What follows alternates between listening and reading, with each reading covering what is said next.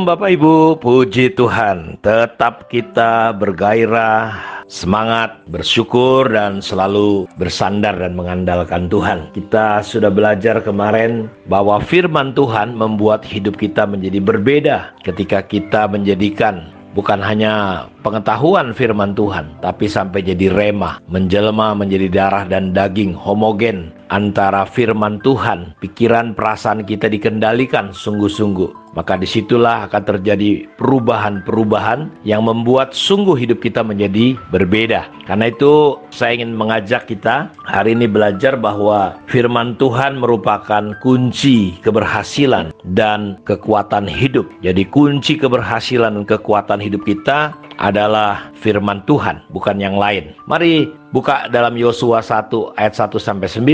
Sesudah Musa hamba Tuhan itu mati, berfirmanlah Tuhan kepada Yosua bin Nun, abdi Musa itu demikian. Hambaku Musa telah mati, sebab itu bersiaplah sekarang, seberangilah sungai Yordan ini, engkau dan seluruh bangsa ini, menuju negeri yang akan kuberikan kepada mereka, kepada orang Israel itu. Setiap tempat yang akan diinjak oleh telapak kakimu, kuberikan kepada kamu seperti yang telah kujanjikan kepada Musa, dari padang gurun dan gunung Libanon yang sebelah sana itu sampai ke sungai besar, yaitu sungai Efrat, seluruh tanah orang Het sampai ke laut besar di sebelah matahari terbenam, semuanya itu akan menjadi daerahmu. Seorang pun tidak akan dapat bertahan menghadapi engkau seumur hidupmu. Seperti aku menyertai Musa, demikianlah aku akan menyertai engkau. Aku tidak akan membiarkan dan tidak akan meninggalkan engkau. Kuatkan dan teguhkanlah hatimu, sebab engkaulah yang akan memimpin bangsa ini memiliki negeri yang kujanjikan dengan bersumpah kepada nenek moyang mereka untuk diberikan kepada mereka. Hanya kuatkan dan teguhkanlah hatimu dengan sungguh-sungguh, bertindaklah hati-hati sesuai dengan seluruh hukum yang telah diperintahkan kepadamu oleh hambaku Musa.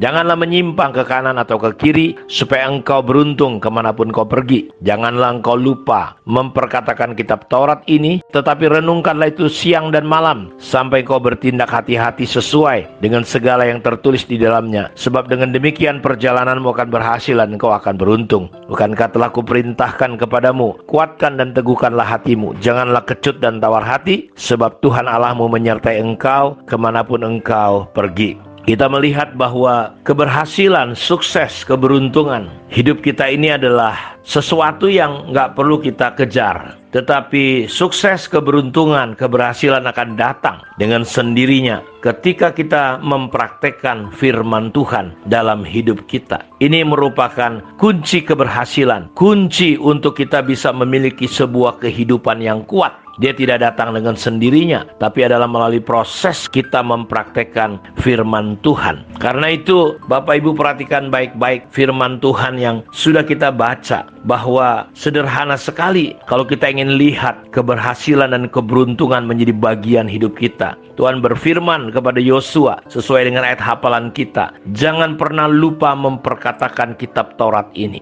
dan merenungkannya siang dan malam, dan bertindak hati-hati sesuai dengan yang tertulis di dalamnya. Jadi ini merupakan kunci keberhasilan dan kekuatan kita sebagai orang percaya. Tuhan pasti akan menggenapi firman-Nya ketika kita belajar untuk memberikan waktu kita, ketika kita mengkhususkan diri kita dengan Tuhan lewat waktu-waktu yang kita beri, dengan kita membangun hidup kita, bukan hanya tahu, bukan hanya mendengar firman, tetapi kita mulai menghidupinya. Jadi betapa pentingnya bersaat teduh secara pribadi, secara konsisten, karena hal itu akan membawa berkat yang melimpah dari Tuhan, dan kita akan menikmati kekuatan yang datang dari Tuhan. Kita lihat Bapak Ibu, ini adalah sebuah konsep, sebuah prinsip yang Tuhan berikan kepada Yosua ketika dia akan menjadi seorang pemimpin besar menggantikan Musa. Ketika dia akan memimpin satu situasi masyarakat, orang-orang yang sebenarnya agak susah dan sulit dipimpin.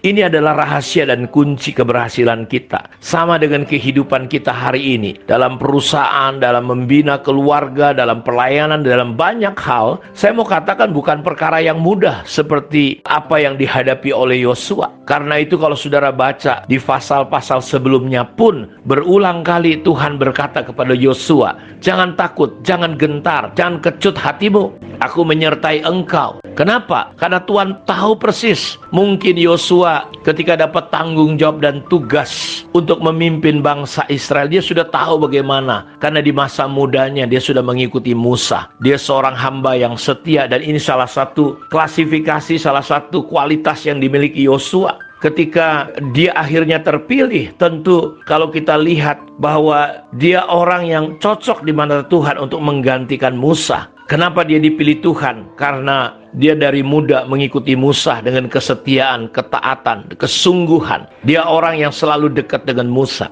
Bapak Ibu perhatikan baik-baik. Walaupun dia mengetahui banyak hal, punya pengalaman, tetapi ketika dia diperhadapkan untuk memimpin orang banyak, dia juga mengalami ketakutan dan kegentaran. Itu sebabnya Tuhan berkata, jangan menyimpang ke kanan atau ke kiri. Dan Tuhan memberikan rahasia dan prinsip kepemimpinan. Dan saya mau katakan, demikianlah prinsip yang sama kalau kita praktekkan dalam hidup kita sehari-hari. Di dalam keluarga kita, di dalam pelayanan kita, di dalam bisnis kita, perjalanan iman kita, kita akan lihat kuncinya cuma sederhana, yaitu ketika kita mulai belajar untuk mempraktekkan yang namanya membaca, merenungkan, dan hasilnya kita akan lihat keberhasilan dan keberuntungan akan datang. Sekali lagi, sebenarnya sukses dan keberuntungan bukan sesuatu yang perlu kita kejar-kejar Bapak Ibu, tetapi dia akan datang dengan sendirinya ketika kita mempraktekkan prinsip hukum keberhasilan itu sendiri. Kita masih ingat Mazmur 1 ayat 1-3. Ketika kita bisa memilih dan memutuskan mengikut Tuhan, dan kita memilih memutuskan untuk menyukai Tuhan dan firman-Nya, maka Alkitab berkata kita akan seperti pohon yang ditanam di tepi aliran air, menghasilkan buah pada musimnya, tidak layu daunnya, apa saja